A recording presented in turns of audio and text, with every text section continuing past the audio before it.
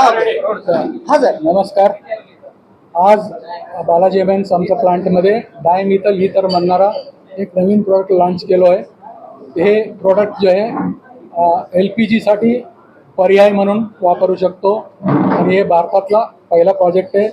आम्ही daily 300 ton म्हणजे वर्षाला 1,00,000 टनाचा कॅपॅसिटीचा हा प्लांट उभा केलेला आहे आणि येत्या काही दिवसाने याला मोठ्या सिलेंडर्समध्ये 500 किलो सिलेंडर्समध्ये कमर्शियल एस्टॅब्लिशमेंट जसं हॉटेल्स वगैरे जे आहेत त्यांना आम्ही ट्रायल म्हणून प्रत्येकाला देणार आहेत. समजा ते सक्सेस झाला त्यांना बल्क स्टोरेज करण्यासाठी आम्ही त्यांना मदत करू.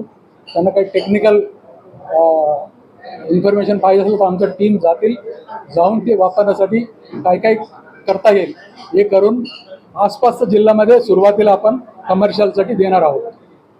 कुठल्या कशासाठी वापरू शकतो?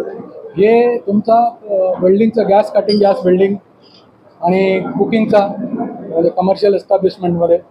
डोमेस्टिक एवढ्यासाठी म्हणत नाही, हे डोमेस्टिकमध्ये त्याचा सबसिडी वगैरे जे आहे आणि त्याचं बर्नर वगैरे लहान असतो ते बदलण्याचं हे आहे. आणि हे bulb industry, bakery industry, biscuit industry, ceramic industry याच्यामध्ये वापरला जातो. हीटिंगसाठी सध्या LPG वापरतं, त्याच्या ठिकाणी हे वापरतो. फोंड्रीमध्ये पण वापरता येईल.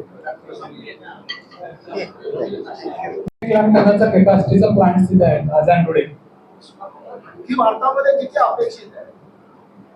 मी चाललं तर काय म्हणजे प्रत्येक कोपऱ्याला 2-2, 4-4 प्लांट चालू करावं लागेल. याच्यामध्ये सरकारकडून सहकार्य मिळत नाही, काय नेमकं धोरण कसं आहे? कारण एक बाजूला म्हणतात की सरकार हे उद्योग उभारणीसाठीचं लक्ष कमी देतं, मंदिर उभारण्यामध्ये व्यस्त आहे. ते आपला सब्जेक्ट नाही आहे सर. म्हणजे प्रश्न आहे माझा की सरकारकडून सहकार्य कसं आहे? तू आली आहे एकदा चालू झाल्यानंतर मग समजेल. एवढ्यासाठी तरी आम्ही लवकर चालू केलं. आम्ही असंच जाऊन एक प्रॉब्लेम सांगतो तुम्हाला.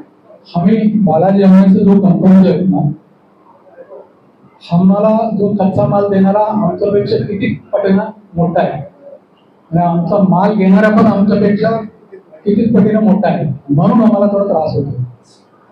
समजलं ना? काही घ्यायचं असलं तरी मस्का मारावा लागतो. रॉ मटेरियल घ्यायचं आणि विकायचं असलं तरी मस्का मारावा लागतो. सर एकूणच तुमचा हा जो प्लांट आहे तो 100 एकरामध्ये अपेक्षित आहे. तुम्ही 70 एकरमध्ये म्हणजे तुमची रिक्वायरमेंट ही 100चीच होती? नाही, 100 एकर ऍडजस्टमेंट केली. नाही, 100 एकरचं होते त्यातला 30 एकर तरी यालाच जातो, ग्रीन बेल्टला जातो. प्रत्येक प्लांटमध्ये सगळे कमी पडलं. आता याच्यानंतर झाल्यानंतर तुम्हाला बसने एक चक्कर फिरायला लागेल. तुम्ही जेवढी जमीन मागितली तेवढी मिळाली का तुम्हाला? नाही मिळाली नाही. पुढचा हा आता तुम्ही सर्व होते की त्या दिवशी 100 एकर पाहिजे म्हणलं तर त्यांनी करून 3 वर्षांनी 78 एकर दिले. ते 78 एकरला लागून आपण काय केले, 60-70 ऍग्रिकल्चर जमीन घेतले, जेणेकरून सरकारला आम्ही कन्व्हिन्स करू तुमचं जे 30% ग्रीन बेल्ट आहे आम्ही ऍग्रिकल्चर जमीनमध्ये करतो असं म्हणून सांगून घेतलं. म्हणूनच मी विचारतो सर, शिवाय याचा जर एकूण जो काही आहे उत्पन्न तो कशा पद्धतीचा आहे, तो कसा काउंट केला जातो? देशामध्ये तर मी सांगितलं ना, हा पहिला प्रोजेक्ट आहे. गुजरातमध्ये पण अशाच पद्धतीचा एक प्रोजेक्ट नाहीये. आपलं सोडून कुठे नाहीये. हे पहिला प्रोजेक्ट आहे.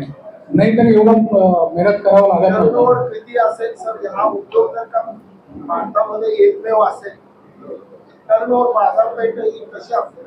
म्हणजे जागतिक बाजारपेठेमधूनची मागणी सांगितलं ना, हे फक्त 2 ते 3 जिल्ह्याला पुरतं आहे. फक्त कमर्शियल साठी तुम्ही वापरलंय एवढं प्रचंड आहे. तुम्ही एकदा इथला डीलर्स आहेत ना, HPCL, BPCL एक कंपनीचा 4-4 डीलर आहे. त्यांच्याकडे जाऊन बघा महिन्यात किती सिलेंडर्स येतात, त्यातला कमर्शियल किती जातात. एकूण जगाची आणि देशाची मागणी बघितलं तर अशा पद्धती तो येतोय म्हणून पंतप्रधानांनी लिहिले, उद्योग मंत्र्यांनी लिहिले, आता सांगितलं ना प्रत्येकाने लिहिले. थोडं गठ्ठा आहे. आता उद्या परत येणार आहे. आम्ही जे मागा म्हणलेला रेफरन्स आहे ते आमचं चालू झालेलं आहे. तुमचं तो ऑइल कंपनीजला थोडं इन्स्ट्रक्शन द्यावी, जे 8% तुम्ही जे म्हणता ते लवकरात लवकर मिक्स करण्याचं करावी. हे जरा झाला फक्त HPCL पुरतं आहे. आमचं समोरच HPCLचं आहे. पाईपलाईन टाकायचं आणि जेवढं प्रोडक्शन पूर्ण त्यांना दिलं तरी कमी पडतो. प्रकल्पामुळे किती जण